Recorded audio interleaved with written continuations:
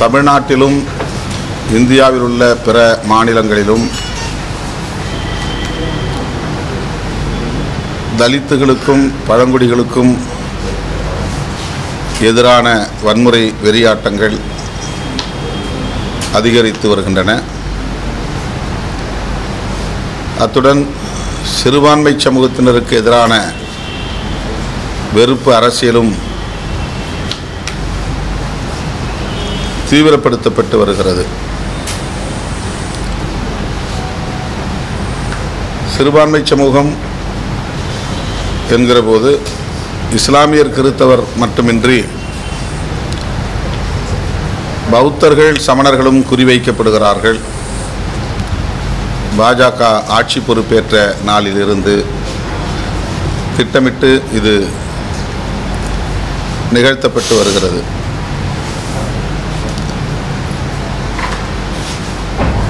மசூதிகளை இடிப்பதைப் போல, தேவாலயங்களை இடிப்பதைப் போல,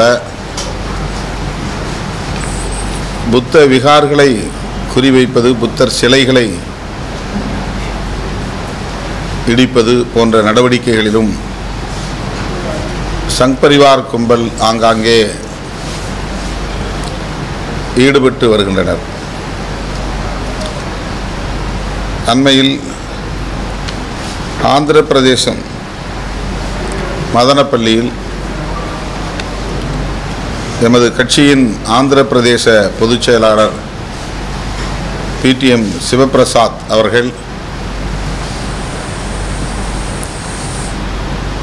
கடந்த 20 ஆண்டுகளாக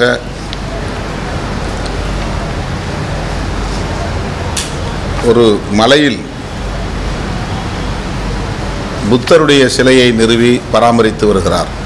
பொதுமக்கள் அந்த இடத்திற்கு வந்து புத்தரை தரிசித்து வருவது, புத்த பூர்ணிமா போன்ற நிகழ்வுகளை நடத்துவது வாடிக்கையாக இருந்து வருகிறது. ஆனால் திடுமென அந்த சிலையை உடைத்து தலையை துண்டித்து விட்டார்கள். அதை எதிர்த்து வன்முறையில் ஈடுபட்டவர்கள் மீது நடவடிக்கை எடுக்க வேண்டும் என்று உண்ணாவிரதம் இருந்த ஆந்திர மாநில பொதுச் செயலாளர் PTM சிவபிரசாத் அவர்கள் மீது அடுக்கடுக்கான பொய் வழக்குகளை போட்டு அவருக்கு சொல்லனா துயரத்தை ஆந்திர பிரதேச மாநில அரசு செய்து வருகிறது. பிஜேபியோடு அவர்கள் கைகோர்த்த பிறகு அங்கே சந்திரபாபு நாயுடு தலைமையிலான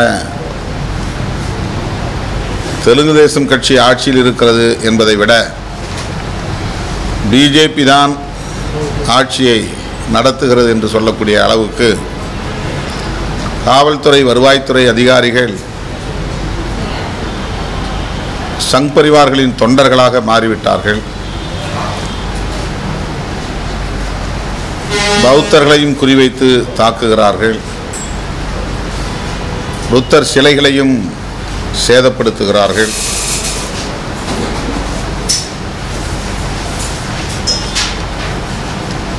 அதனை விடுதலை சிறுத்தைகள் கட்சி மிக வன்மையாக கண்டிக்கிறது. ஆந்திர பிரதேசத்தை மெல்ல மெல்ல சங்கிகளின் பிரதேசமாக மாற்றி வருகிறார்கள் என்பதற்கு இது ஒரு சான்று. சிவபிரசாத் அவர்கள் மீது போடப்பட்ட வழக்குகளை திரும்ப பெற வேண்டும் என்று வலியுறுத்தியும், இடிக்கப்பட்ட புத்தர் சிலையை மீண்டும் அங்கே நிறுவ வேண்டும் என்றும், அவருடைய பராமரிப்பில் இருந்த அந்த பகுதியை இப்போது தடை செய்யப்பட்ட பகுதியாக மாற்றி அரசு வேலி போட்டு அடைத்து வைத்து பொதுமக்கள் நடமாட முடியாமல் தடுத்திருக்கிறார்கள். ஆகவே அதனை பொதுமக்களுக்குரிய இடமாக மீண்டும் அனுமதிக்க வேண்டும் என்றும் விடுதலை சிறுத்தைகள் கட்சியின் சார்பில் விஜயவாடாவில் ஆந்திரா மற்றும் தெலுங்கானா மாநிலங்களின் சார்பில் ஆர்ப்பாட்டம் நடைபெறுகிறது. அந்த ஆர்ப்பாட்டத்தில் நான் பங்கேற்க இருக்கிறேன். வருகிற ஆகஸ்ட் 23ஆம் தேதி இந்த ஆர்ப்பாட்டம் விஜயவாடாவில் நடைபெறுகிறது. சிறுபான்மை சமூகத்தினருக்கு எதிரான இந்த வெறுப்பு அரசியலை பாஜக கைவிட வேண்டும்.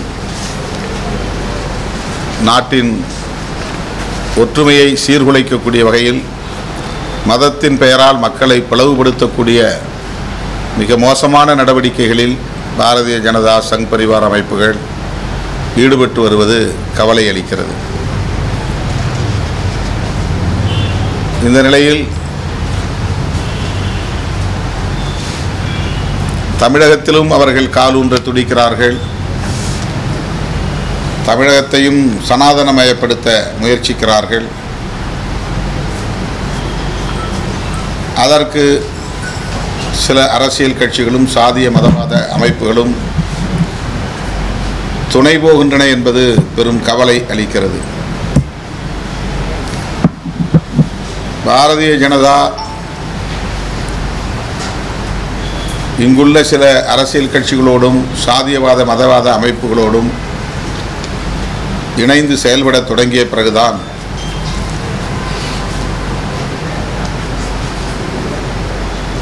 சாதியின் பெயரில் வன்முறைகள் அதிகரித்திருக்கின்றன, ஆணவ கொலைகள் அதிகரித்திருக்கின்றன.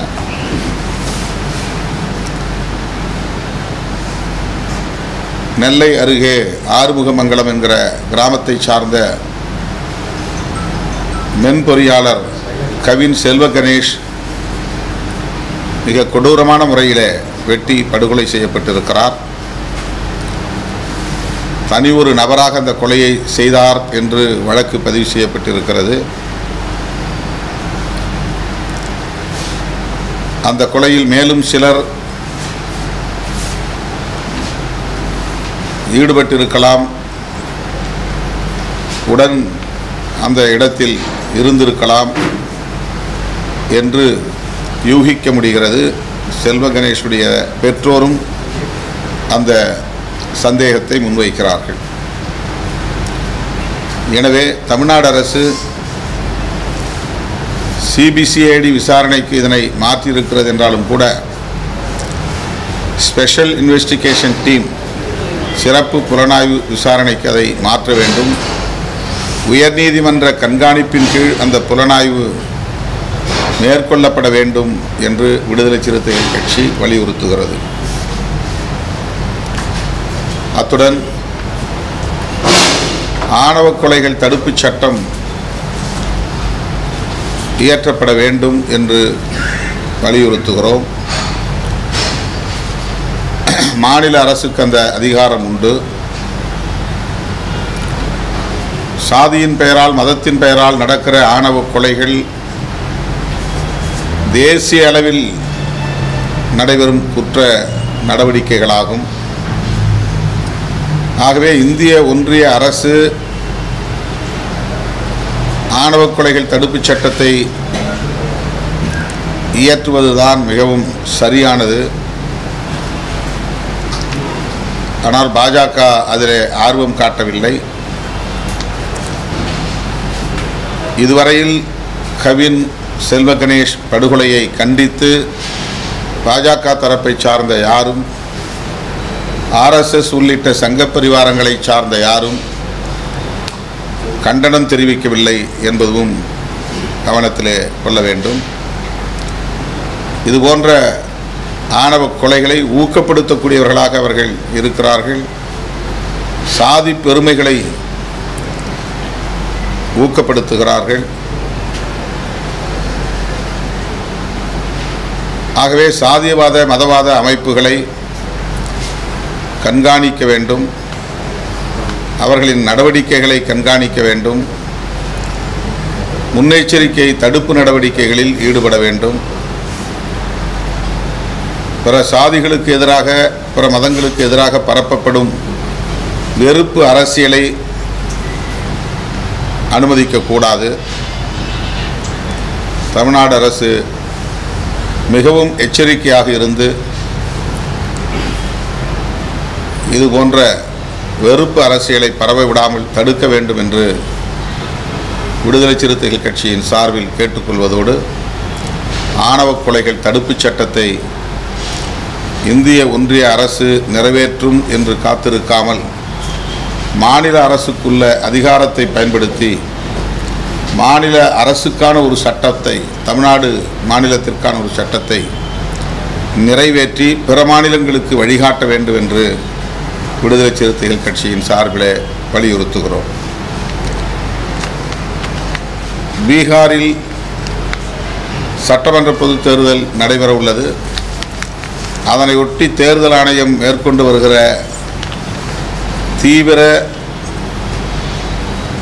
சிறப்பு தீவிர வாக்காளர் பட்டியல் திருத்தம்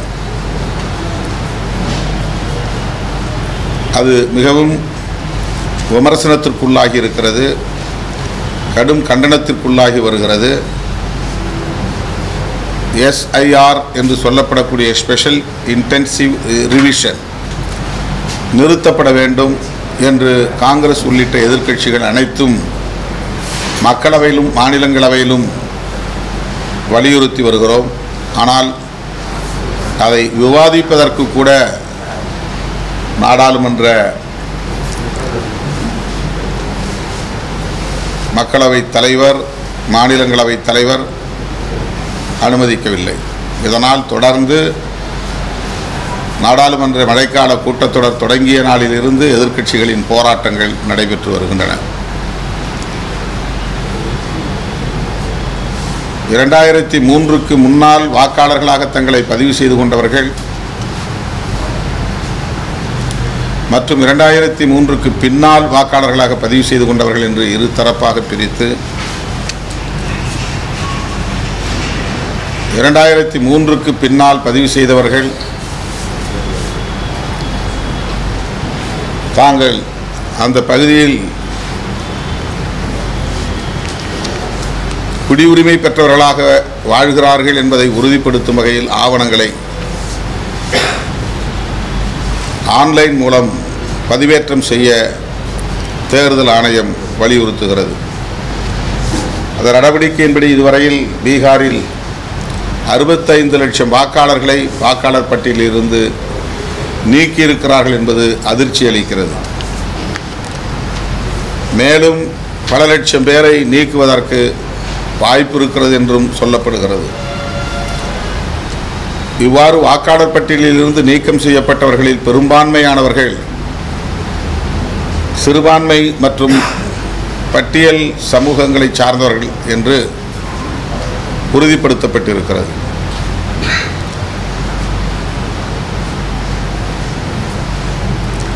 ஒரு திட்டமிட்ட ஜனநாயக விரோத நடவடிக்கையை தேர்தல் ஆணையத்தின் மூலம் மோடி அரசு மேற்கொண்டு வருவது மிகவும் ஆபத்தானது. இது தமிழ்நாட்டுக்கான நடவடிக்கையாகவும் விரைவில் மாறும். இந்தியா முழுவதும் உள்ள ஒவ்வொரு மாநிலத்திலும் இதை நடைமுறைக்கு கொண்டு வர தேர்தல் ஆணையம் திட்டமிட்டிருப்பதாக தெரிகிறது.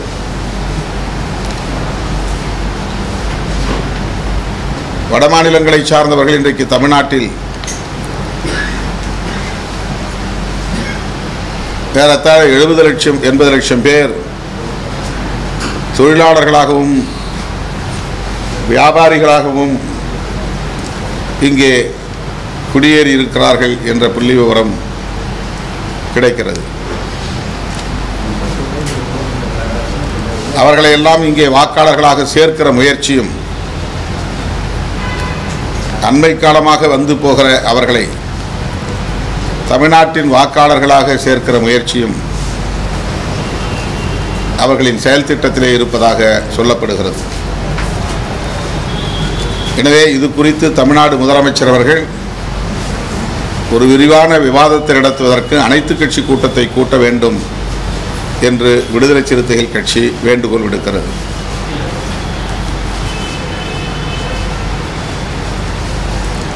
அகில இந்திய அளவில் காங்கிரஸ் தலைமையில் இந்தியா கூட்டணி கட்சிகள்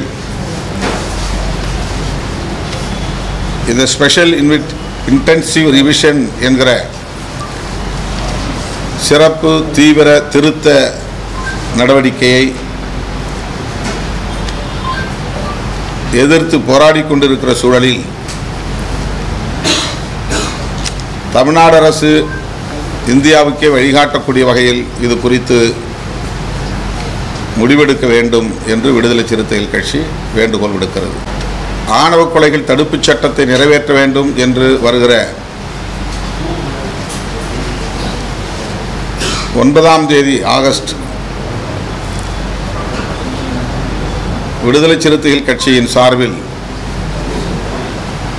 தலைநகர் சென்னையில் எனது தலைமையிலும் அனைத்து மாவட்டங்களிலும் ஆர்ப்பாட்டம் நடைபெறும் என்று அறிவிக்கிறேன்.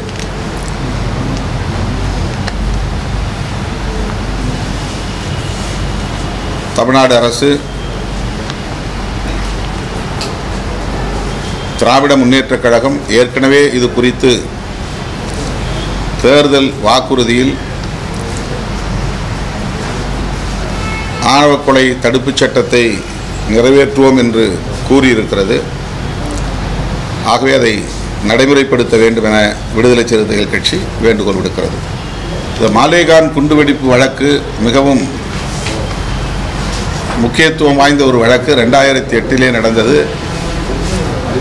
அதில் தொடர்புடைய 7 பேரும் இப்போது விடுவிக்கப்பட்டிருக்கிறார்கள். ATS என்கிற ஆன்டி டெரரிசம் ஸ்குவாட் அந்த வழக்கை விசாரித்தது. பின்னர் அதனை NIA விசாரணைக்கு மாற்றினார்கள். தீர்ப்பளிக்கக்கூடிய கடைசி நேரத்தில்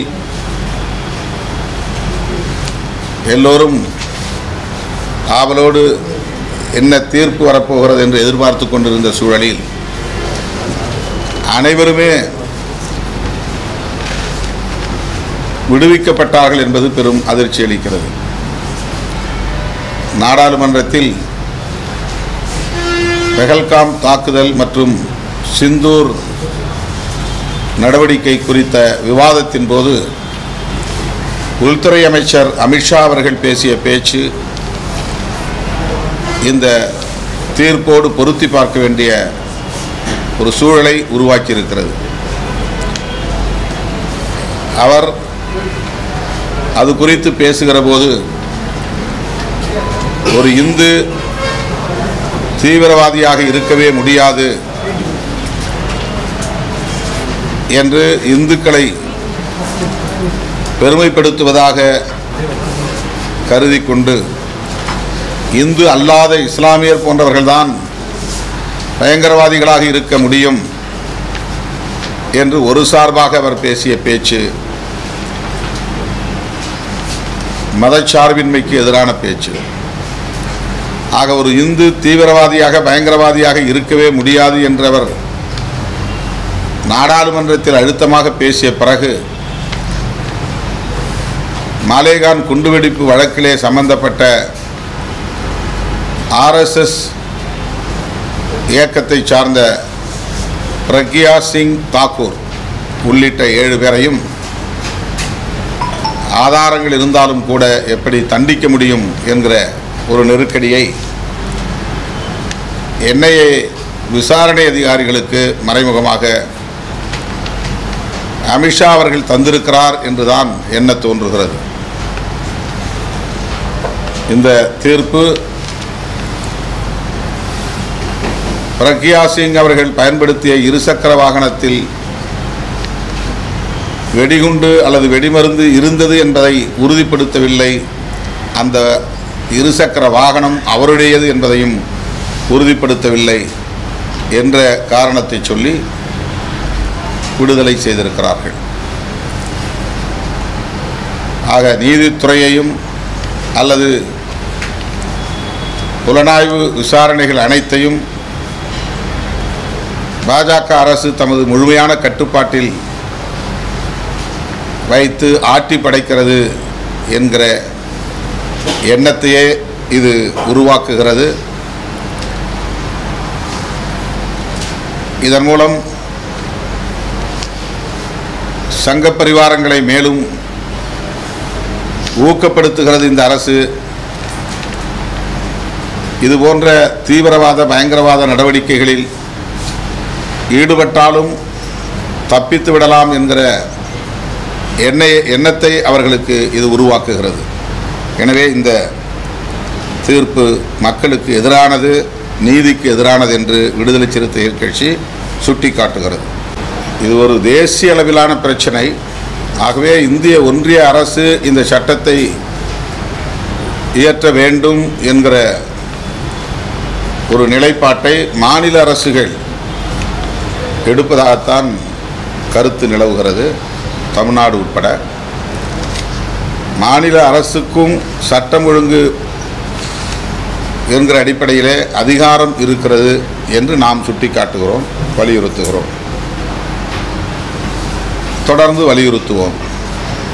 மக்களை திரட்டி போராட்டங்களின் ஊடாக இந்த கோரிக்கையை வலியுறுத்துவோம். போராட்டம் நடத்த திட்டமிட்டிருக்கீங்க, அது வந்து இப்போ தமிழக அரசு வலியுறுத்தி இருக்குமா, மத்திய அரசு வலியுறுத்தி இருக்குமா? இப்போதைக்கு தமிழ்நாடு அரசுக்கு இந்த வேண்டுகோளை நாங்கள் வைத்து இந்த ஆர்ப்பாட்டத்தை நடத்துகிறோம்.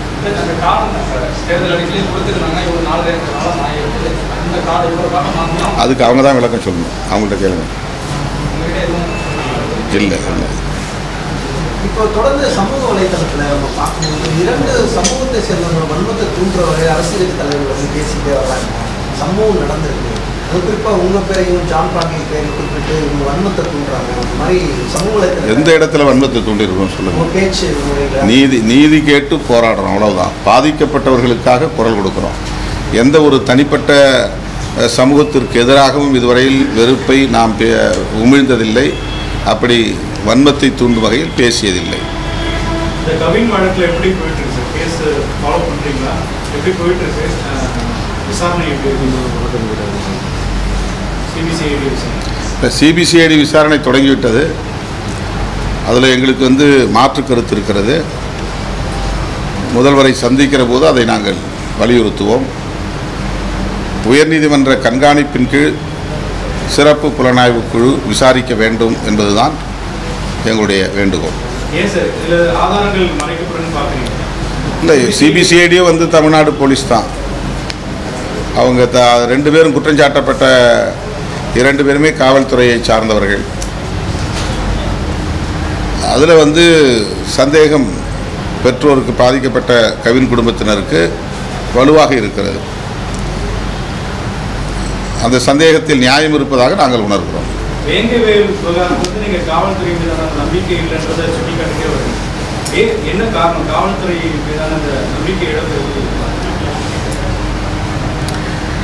பொதுவாகவே ஒரு ஆன்டி தலித் ஸ்ட்ரைக்குங்கிறது நேஷனல் லெவலில் இருக்குது. இது தமிழ்நாடு மட்டும் இல்லை, இந்த வேங்கவேல் பிரச்சனை மட்டும் இல்லை. தலித்துகளுக்கு எதிரான வன்கொடுமைகளை விசாரிக்கக்கூடியவர்கள் மிக இலகுவாக ஆதிக்க சாதியினரின் அழுத்தத்திற்கு ஆளாகி விடுகிறார்கள். இந்த வழக்கை வெற்றிகரமாக நடத்தி குற்றங்களில் ஈடுபட்டவர்கள் மீது தண்டனை வாங்கி தர வேண்டும் என்பதில் தீவிரம் காட்டுவதில்லை. பெரும்பாலான வழக்குகள் நீர்த்து போய்விடுகின்றன. இது இந்தியா முழுவதும் உள்ள நிலைமை. தமிழ்நாட்டிலும் அது, எந்த கட்சி ஆட்சியில் இருந்தாலும் தமிழ்நாட்டிலும் அது இருக்கிறது. அதனால்தான் பியூரோக்ராட்ஸ்க்குன்னு ஒரு தனி அணுகுமுறை இருக்கிறது என்பதை நான் அவ்வப்போது சுட்டி காட்டுகிறேன். தலித் விரோத அணுகுமுறை பரவலாக இருக்கிறது. எல்லோருக்கும் சொல்ல முடியாது, பரவலாக இருக்கிறது. பெரும்பாலான வழக்குகள் குற்றவாளிகளை தண்டிக்காமலேயே மூடிவிடுகிறார்கள், வழக்குகளை மூடிவிடுகிறார்கள். ஆகவேதான் இந்த கோரிக்கையும் நாம் வைக்க வேண்டியிருக்கிறது.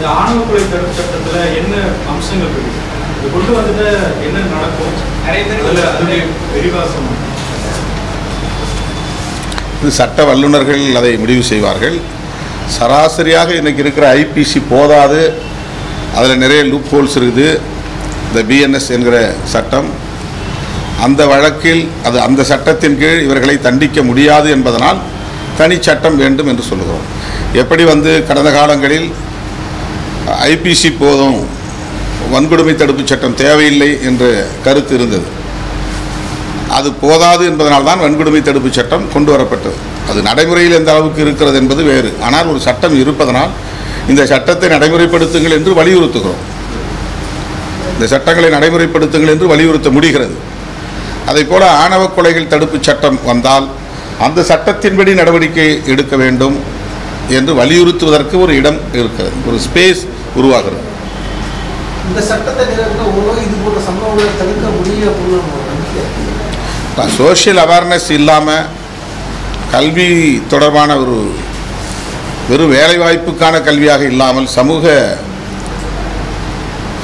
நல்லிணக்கத்திற்கான ஒரு கல்வி, மனித உரிமை விழிப்புணர்வுக்கான கல்வி நமக்கு தேவைப்படுகிறது.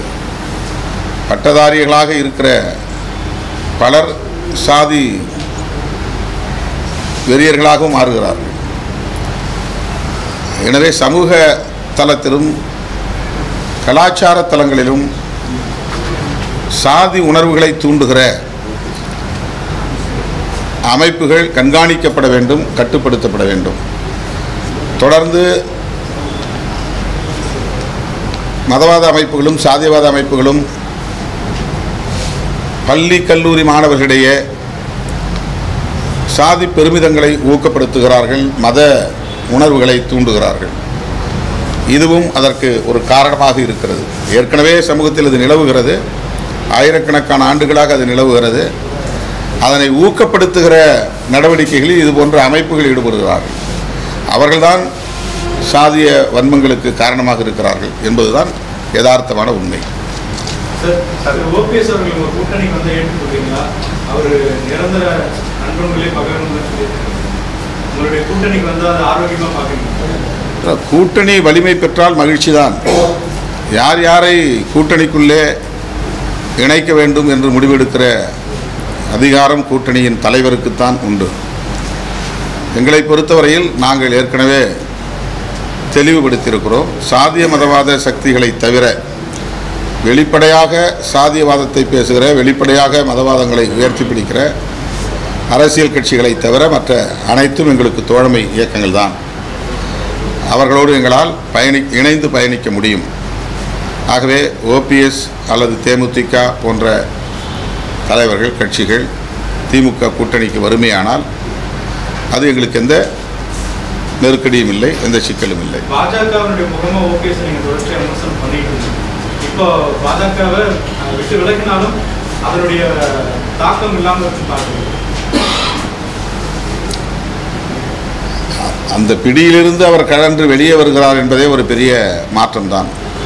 முதலில் அதற்காக அவரை நான் வரவேற்கவும் பாராட்டவும் கடமைப்பட்டிருக்கிறேன்.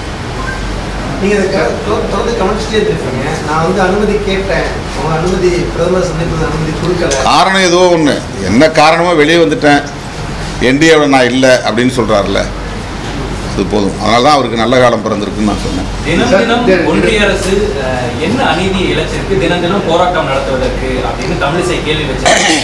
அதோட சேர்த்து கலைஞர் இன்று இருந்திருந்தால் பாஜகவை ஆதரிச்சிருப்பாங்க அப்படின்னு இன்னைக்கு காலையில தமிழிசை சவுந்தரராஜன் சொல்லியிருக்காங்க. அவங்களுக்கு எல்லா உண்மைகளும் தெரியும், தெரியாத மாதிரி அவர் பேசுகிறார். அவருடைய கட்சிக்கு அவர் விசுவாசமாக இருக்க வேண்டும். அதனால் அந்த கருத்தை சொல்கிறார், அவ்வளவுதான். பாஜக வேறு காரணங்களுக்காக விமர்சிக்கப்படவில்லை. அவர்கள் பேசுகிற அரசியல் வெகுமக்கள் விரோத அரசியலாக இருக்கிறது, அவ்வளவுதான். தனிப்பட்ட முறையில் எந்த காழ்ப்பும் இல்லை.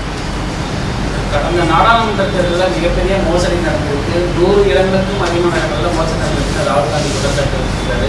பிரதமர் மோடி இதை முன்னிருந்து பண்ணியிருக்காரு அப்படின்னு சொல்லி தேர்தல் ஆணையம் பாஜக கட்டுப்பாட்டுக்கே போயிருக்கு.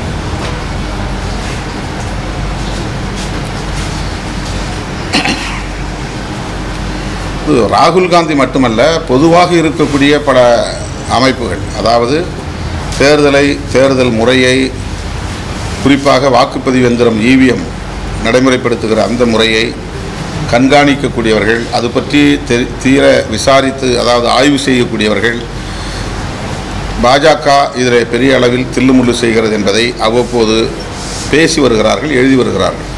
நிறைய நீங்கள் அது பற்றிய செய்திகளை சமூக ஊடக தளங்களில் தேட முடியும், எடுக்க முடியும். இவிஎம் என்பதே ஒரு மோசடி, அதிலும் பாஜக பல மோசடிகளை செய்கிறது என்றும் சொல்லப்படுகிறது. இப்போது வாக்காளர் பட்டியலில் தீவிர திருத்தம் என்கிற பெயரில் குடியுரிமை திருத்த சட்டத்தை நடைமுறைப்படுத்தக்கூடிய நடவடிக்கைகளில் ஈடுபடுகிறார்.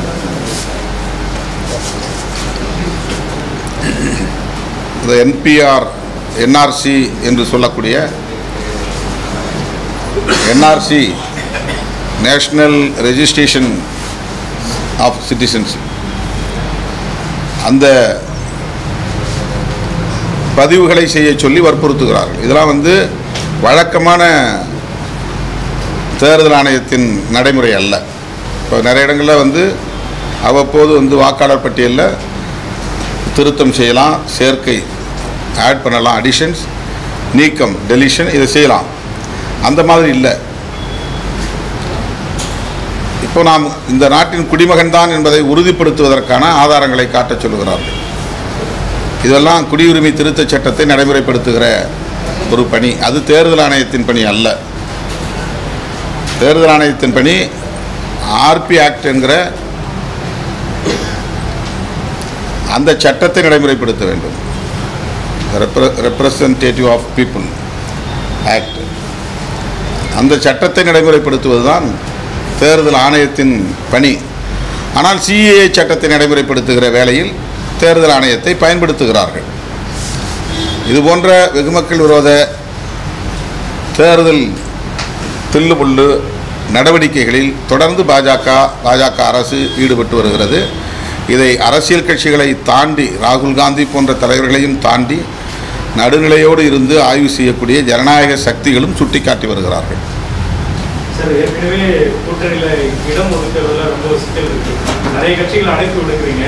அது எப்படி இன்னும் சவாலாக அமைஞ்சிடாத கூட்டணியில் தொகுதி பிரிப்பு?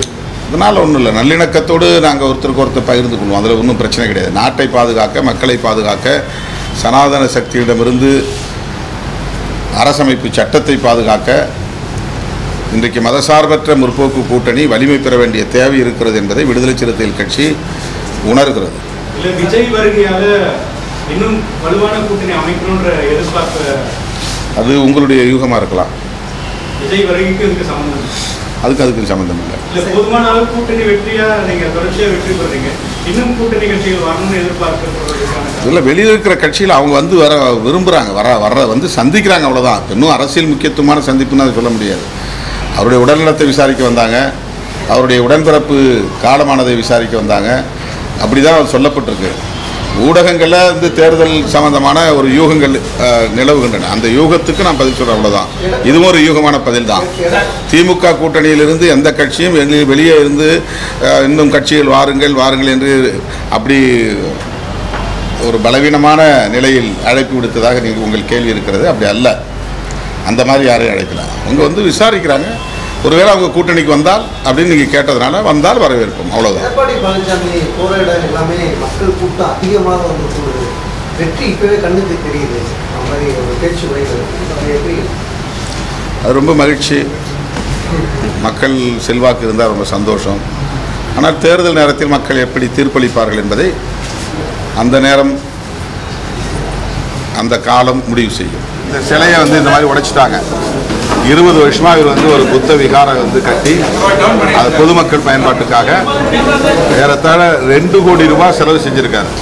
இந்த புத்தர் சிலையை நிறுவி பராமரிக்கிற வேலையை இந்த சங் பரிவார்கள் அங்கே கூட்டணி ஆட்சியில் இடம்பெற்ற பிறகு இந்த சிலையை உடைச்சி இவர் மேலே 9 கேஸ் போட்டுக்கிறாங்க. அவரை கைது பண்ணி சிறைப்படுத்துறது முயற்சி பண்ணுறாங்க. அந்த இடத்தை ஆக்கிரமிப்பு பண்ணியிருக்கிறாங்க. அதனால் ஆந்திர பிரதேசத்தினுடைய மாநில பிரச்சனையாக இது இல்லை. இது ஒரு தேசிய பிரச்சனை. ஏன்னா முஸ்லீம்களையும் கிறிஸ்தவர்களையும் எப்படி குறிவைக்கிறார்களோ அப்படி பௌத்தர்களையும் சமணர்களையும் கூட பாஜக அரசு குறிவைக்கிறது, விட்டு வைக்கவில்லை. அதற்கு சான்று இது. ஆந்திராவில் ஒரு கூட்டணி ஆட்சி பிஜேபியோடு ஏற்பட்டதனால் எந்த அளவுக்கு ஆந்திர மாநிலம் சனாதனமயமாகி வருகிறது சிறுபான்மையினர் அச்சுறுத்தலுக்கு ஆளாகிறார்கள் என்பதற்கு இந்த சம்பவம் ஒரு சான்று. தமிழ்நாட்டையும் அப்படி சனாதனமயப்படுத்துவதற்கு பாஜகவுக்கு அதிமுக துணை போகிறதே என்கிற கவலைதான் அதிமுகவுக்கு அவ்வப்போது நாங்கள் சில கருத்துக்களை சொல்லுவதற்கு காரணம்.